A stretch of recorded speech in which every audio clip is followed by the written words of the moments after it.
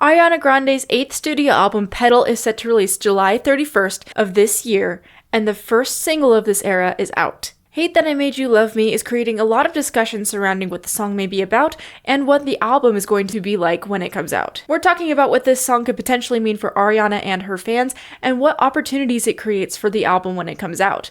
Welcome to the Music by Mads podcast, the music podcast for mainstream music lovers.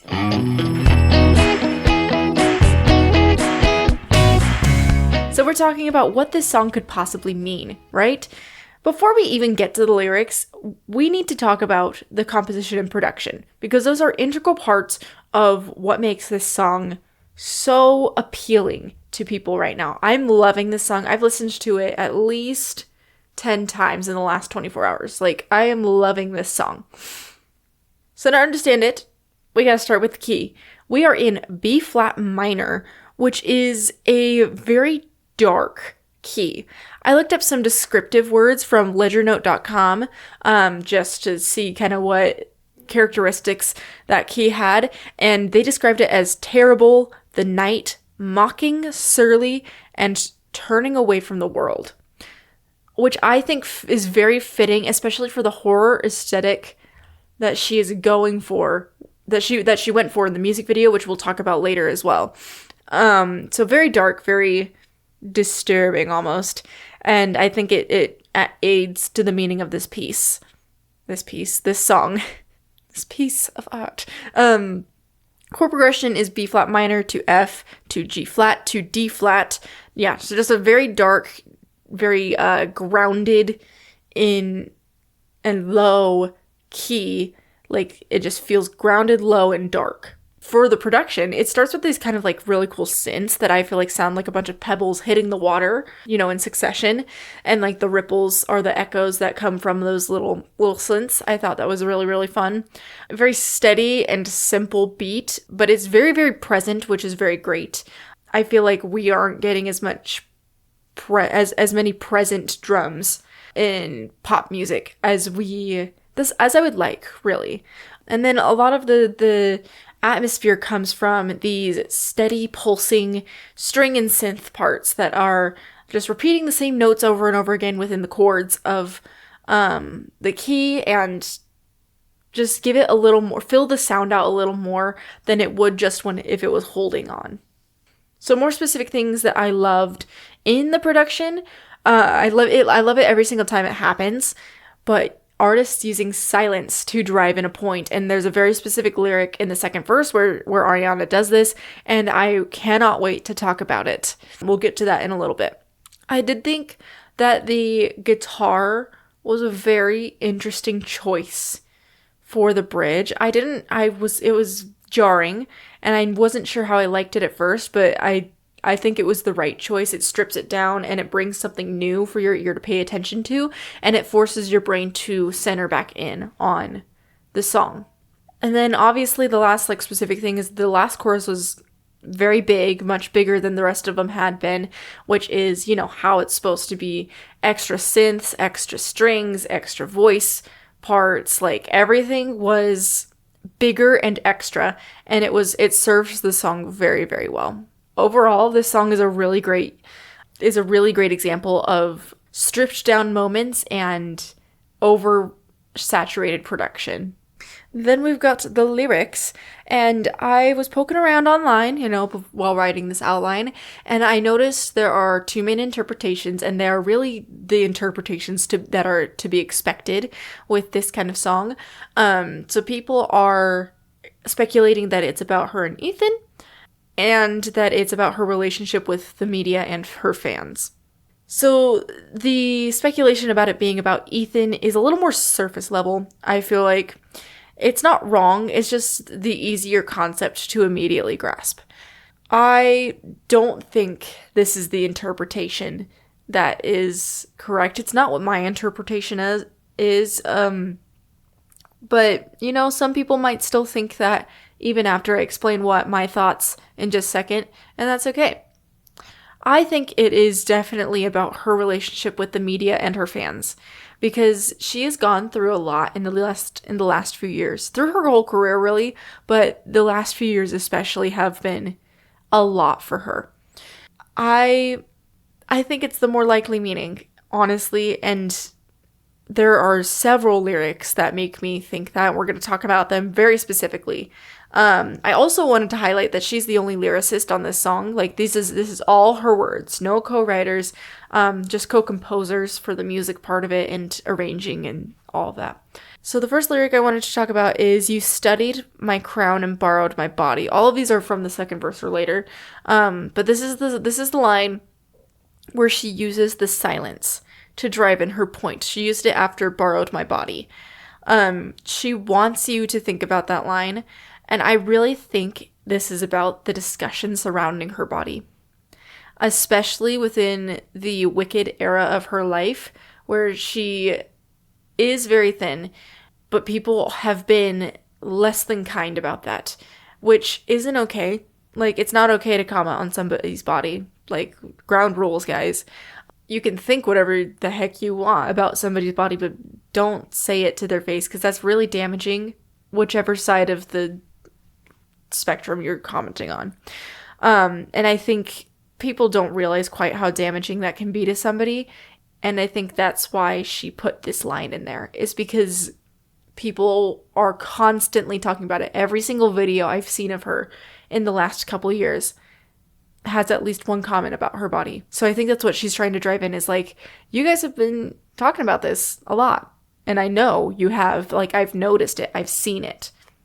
So I think that's what that line really talks about. And then it's supported, again, like, this line, my interpretation of that and that line is supported by another line, "warm, kissed by the sun, then cold like the wind," where the opinions of her go back and forth so often, where it's just like this crazy, like, weather switch in discussion. So then we've got "a bee stuck in honey," and this was one of the ones I saw online, and I was like, wow, I really like that interpretation, and went with it. But people were saying that she's the bee, and she's stuck in the fruits of her own labor, her career, her image, her reputation. And I feel like that's more evident in the music video, which, again, we'll talk about in just a moment.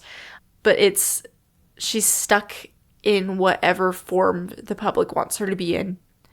And you see that happen with a lot of celebrities, especially women. Like, everybody treats Taylor Swift like, well, she treated. Conversation is much better now, but they treated her like she was still a 20-something-year-old young woman, where when she was in her 30s.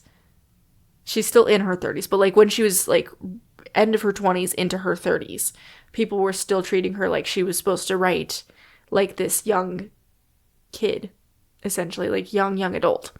It happens a lot, and I feel like people freeze at the age they get famous at, and it takes people a long time to realize, oh, they're not 16 anymore, they're not 20 anymore, they are 31 and 36.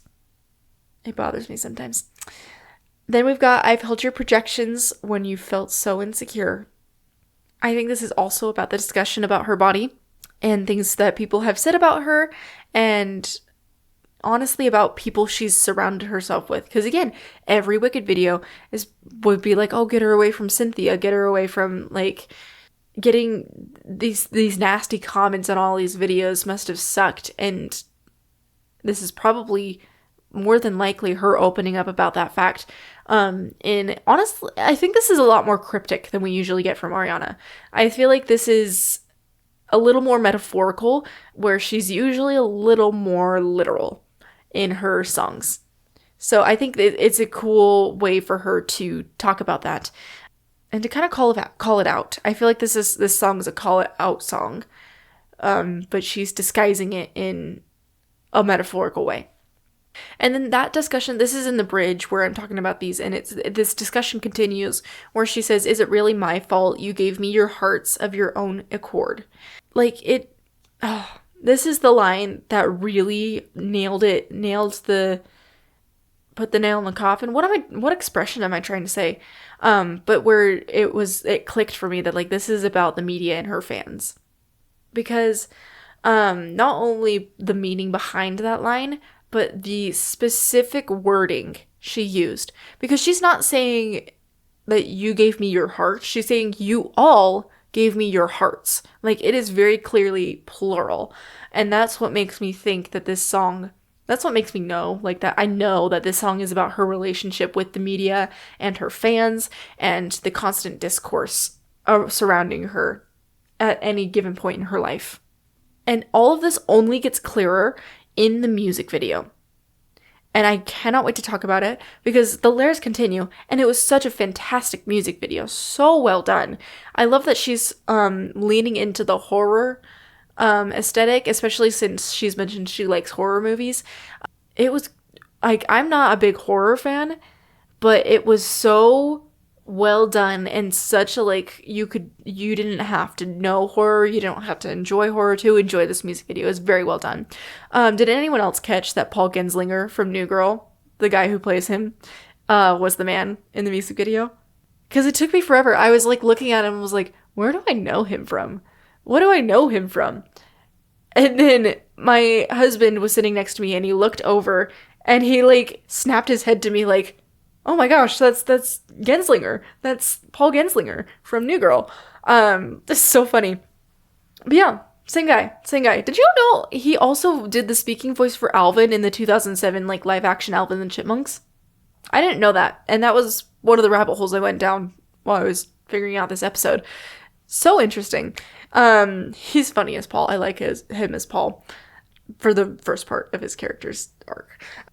Anyways, it's just, like, I think this music video also, there's a point where she is every single character. She's haunting this guy so much. She is every single character in this room, after it was a full diner of different people, but now she's haunting him and it's all her. And I think that is another example of all of these different versions of herself that people are commenting on, that all these different versions that people have seen.